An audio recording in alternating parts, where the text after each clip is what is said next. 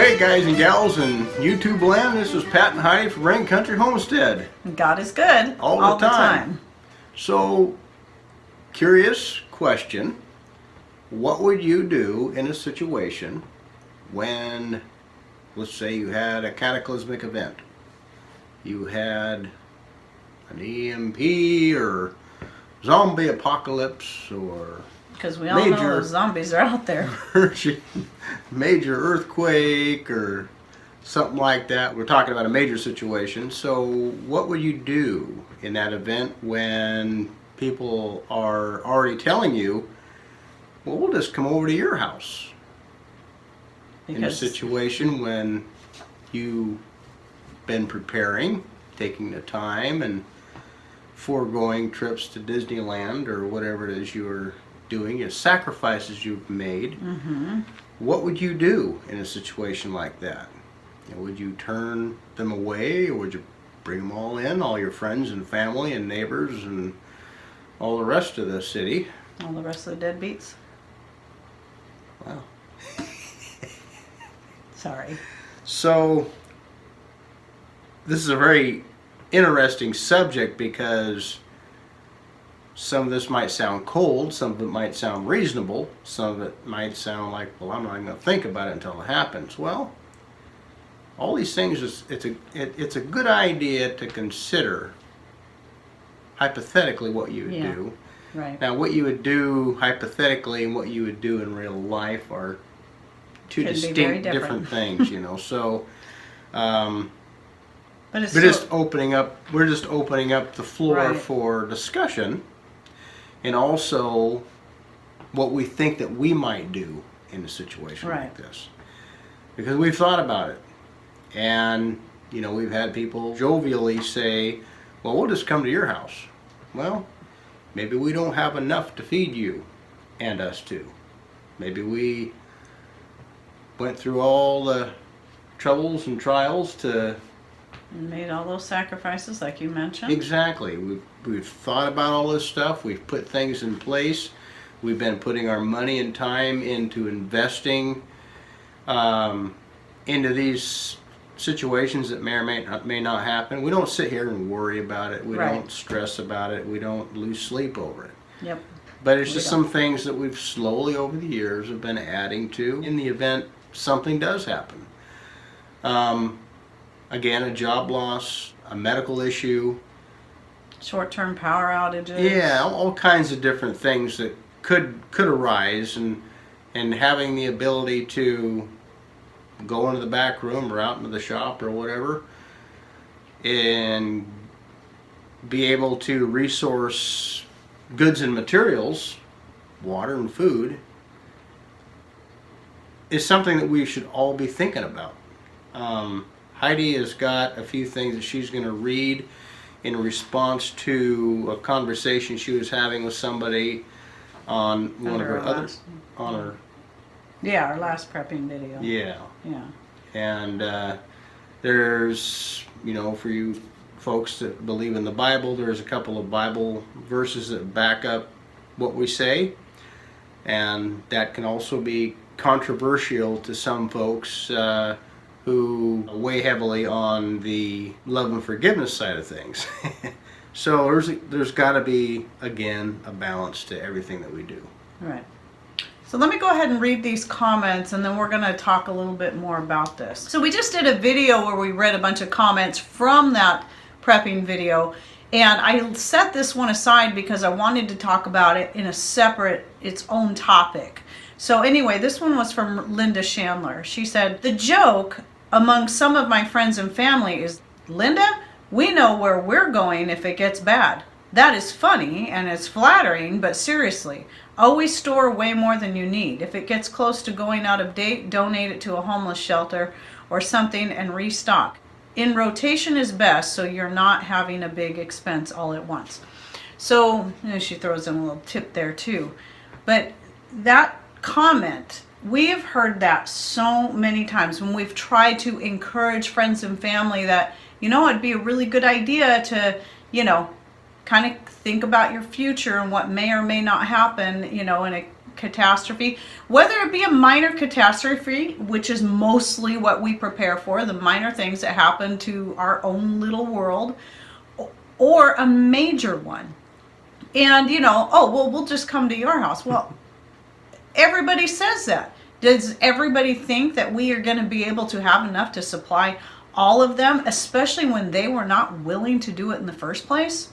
Well, here was my response. As I said, that is one that always bothers me. Those that know you are doing what you are doing and assuming you will have enough for all of them when they should be taking the measures to take care of their own selves. We do want to be able to help friends and family, but if they are going to be lazy during the time they are able to start putting up for themselves, how much help will they be when times get hard and they come around depending on us? And then Grace replied to that, and she said, exactly. People used to say crazy stuff to my husband because we garden. He would tell them if they wanted to spend their money on pleasures, they needed to eat those pleasures if things got hard. But they might not like how they were met if they showed up and had repeatedly refused to do anything when money was good. So I thought that was excellent. Mm-hmm. So if you're going to put all your time, resources, and money into trips to Disneyland and Las Vegas, and not that these are bad things necessarily, but, or, buying all the fancy schmancy latest thing because you got to have the latest car every time it comes out, or the latest purse, or the latest pair of sparkly butt jeans. If that's where your concern is, well, then that's what you're going to have to depend on when times get hard. So this sounds really cold, but we'll go on and talk about some other options in a minute. Did you just say sparkly butt? Sparkly butt, yeah. I did. Maybe the sparkly butt jeans aren't as popular as they were. I don't know. I don't keep up on fashion anymore because I don't care. But then the next comment was from Elizabeth Cope, who said, whenever they say they are coming here, I love this. Whenever they say they are coming here, pull out the coffee can and tell them it's time to start contributing. You could always dress up the coffee can with an SHTF motif, display it, say, there's the can, kiddos, LOL. Love that. What a great idea. Well, we do have a responsibility to educate and warn. Right.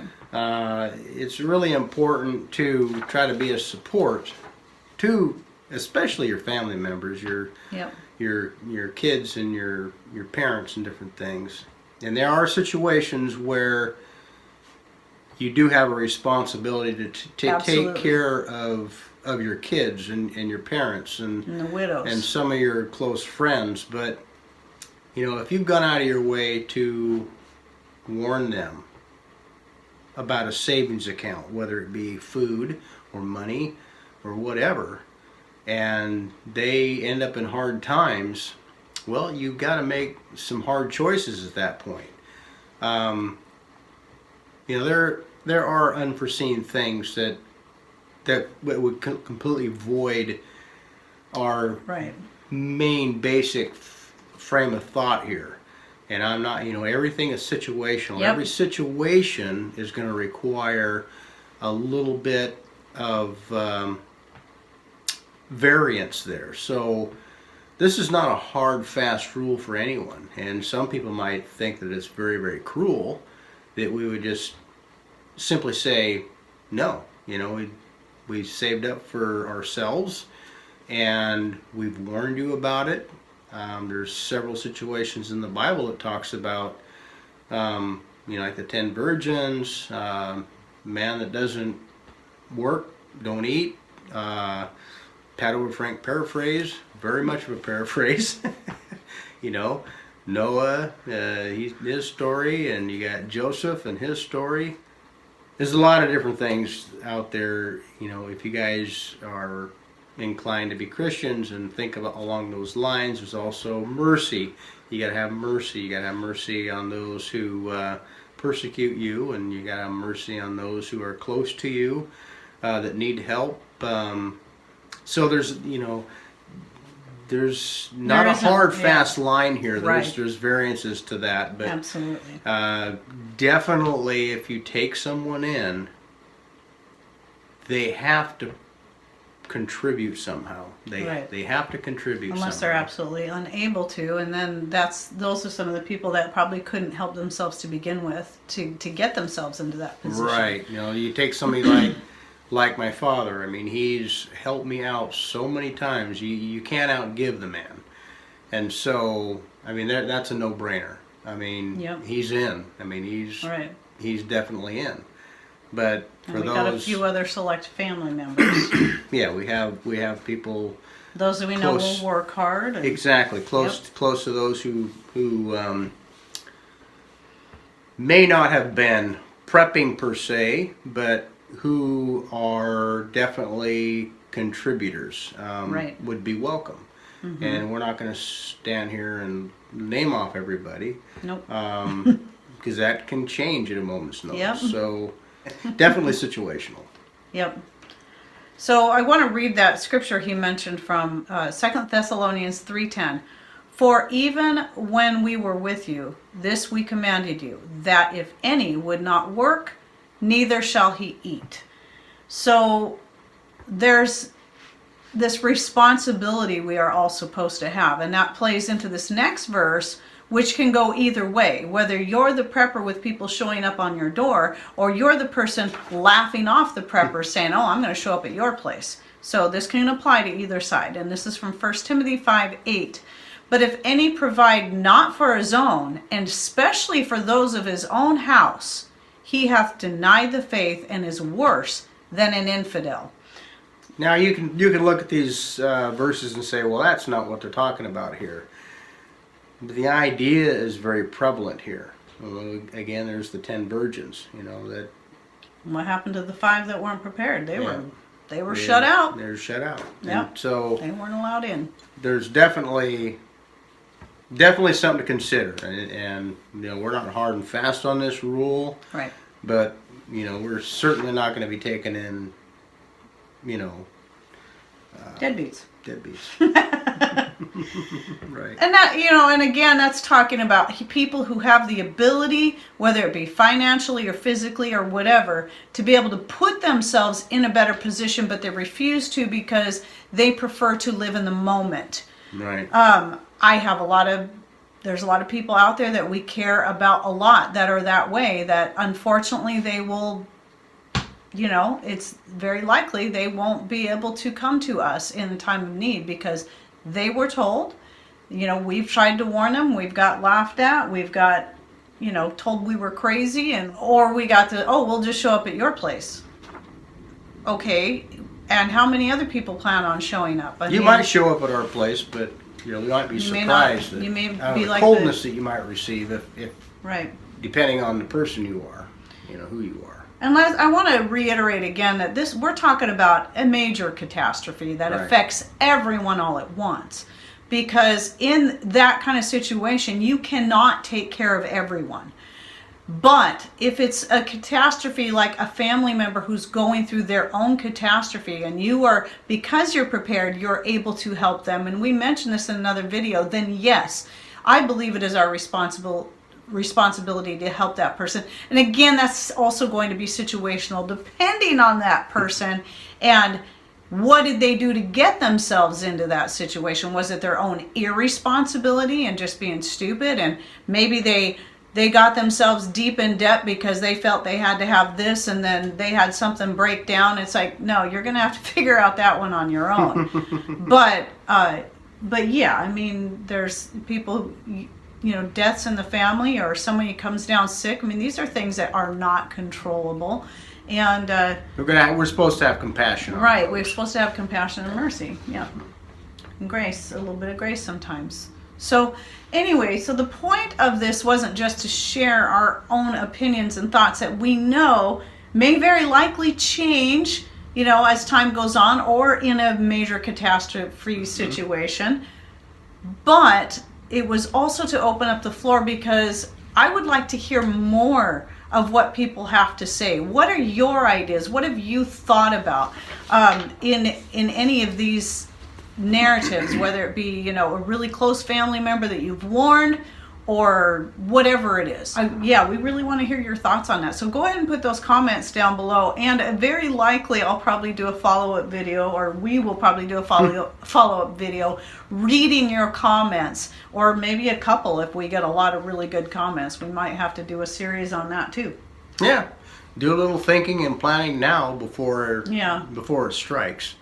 Again, no matter how much planning or how much theorizing that you do, unless something like this happens, that could all be out the window.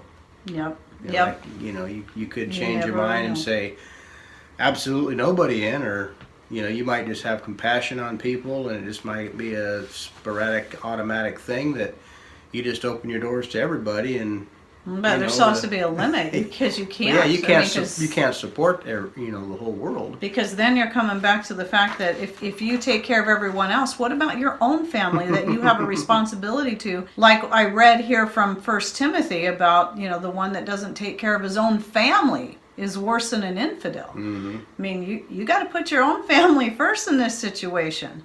And again, I think that still depends on the situation and the family, but yeah. And that's why Heidi takes care of me.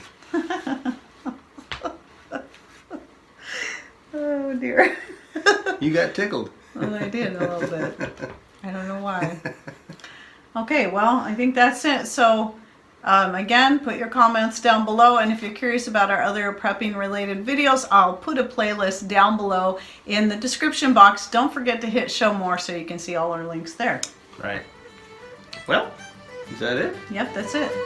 So thanks for watching. Take care. And God bless.